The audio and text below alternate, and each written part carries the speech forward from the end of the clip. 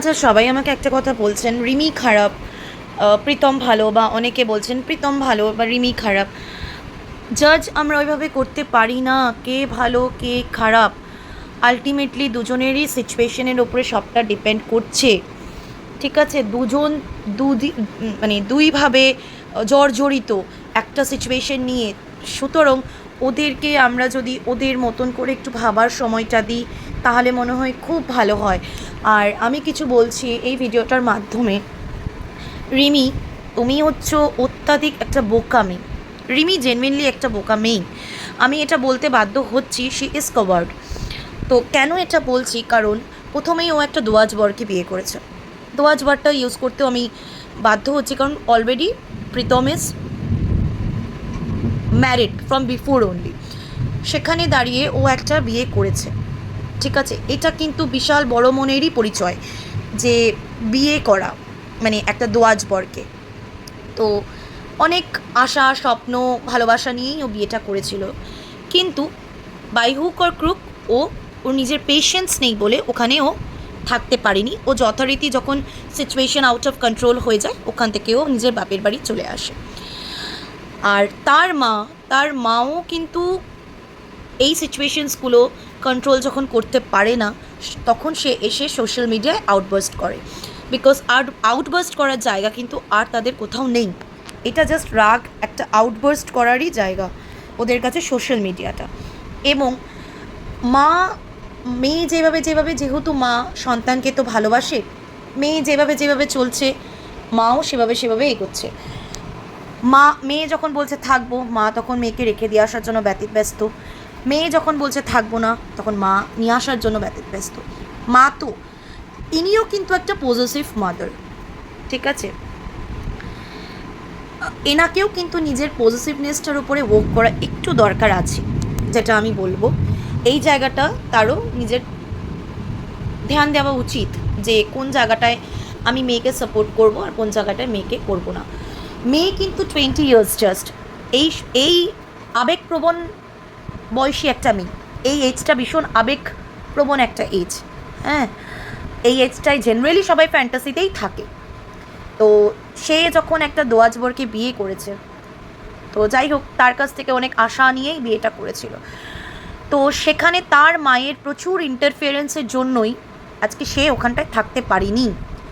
কিন্তু এই জায়গাটায় আমার একটু বলার আছে, দুইভাবে যদি সিচুয়েশনটাকে হ্যান্ডেল করতো, মানে দুজন মানে আমার মনে রিমির জায়গাটাকে যদি একটু হ্যান্ডেল করতো, বা প্রীতমের জায়গাটাকে যদি একটু হ্যান্ডেল করতো, তাহলে সিচুয়েশন অনেক বেটার হতো। যেরকম রিমির মাকে রিমি হ্যান্ডেল করতে পারতো, আর প্রীতমের মাকে প্রীতম হ্যান্ডেল করতে পারতো। দুজনের মাকে হ্যান্ডেলিংয়ের এখানে ব্যাপারটা ছিল। এটা স্বাভাবিক, প্রীতমকে যদি গালিগালাজ করছে, তার মা তখন রেগে গিয়ে তার বউকে উল্টোপাল্টা বলছে, বা রিমিকে যখন প্রীতম গালাগালি করছে, যেহেতু তাদের দুজনের মধ্যে অ্যাডজাস্টিংয়ের প্রবলেম, তখন রিমির মাও মেয়ের হয়ে বলছে। তো এখানটায় দুজনকে, ফার্স্ট রিমি এবং প্রীতম, দুজনে যদি চায় যে দে উইল লিভ টুগেদার এবং ভালোবাসাটা যদি থেকে থাকে, আমার মনে হয় দুজনের সলভ করাটা আগে দরকার। বাউন্ডেশন লিমিটেশন লাগানো দরকার। কোথায় আমি থার্ড পার্সন, মা বাবাও কিন্তু থার্ড পার্সন। একটা বিবাহিত সম্পর্কে স্বামী স্ত্রী ছাড়া নিজের সন্তান বা মা বাবা সবাই কিন্তু থার্ড পার্সন, কাউকে এন্ট্রি দেওয়া উচিত নয়। ঠিক আছে, সুতরাং এখানে বাউন্ডেশন সবার ক্ষেত্রেই হবে। সন্তান যদি থাকে সন্তানের ক্ষেত্রেও হবে, বাবা মা যদি থাকে বাবা মার ক্ষেত্রেও হবে। কতটা আমি তাদেরকে আমাদের ম্যাটারে এন্ট্রি নিতে দেব। এই মেয়েটা অত্যন্ত আবেগপ্রবণ একটা মেয়ে। ঠিক আছে, ও এই ছেলেটিকে বিয়ে করে ও অ্যাডজাস্ট করতে পারেনি। ওখান থেকে কিছু ট্রিগারিং জিনিসপত্র ও পেয়েছে। হ্যাঁ, ওর একটাই ভুল, ও ওখান থেকে বেরিয়ে এসছে। ওকে থেকে লড়াইটা করতে হতো, কিন্তু ওর পেশেন্সটা খুব কম। ওকে ওখানে থেকে যদি ও সিচুয়েশনসগুলোকে বুঝতো, কোন জায়গাটায় আমার চিৎকার করা উচিত, কোন জায়গাটায় আমার চিৎকার করা উচিত না, কোন জায়গাটা আমি আমার মতন করে বোঝাতে পারি। স্বাভাবিক, ওর এজটা যেহেতু কম, এই জায়গাগুলোর এখনই আসার কথা নয়। তবে এগুলো কিন্তু ওর একটু হলেও ওকে ভাবতে হেল্প করতো কাউন্সিলররা। তো যাই হোক, সেটা ওর ব্যাপার, ও কী করবে না করবে। তবে আমার এটা পার্সোনালি মতামত, যে কোনো সিচুয়েশন থেকে পালালে হয় না, থেকে লড়াই করতে হয়, থেকে বুঝতে হয়।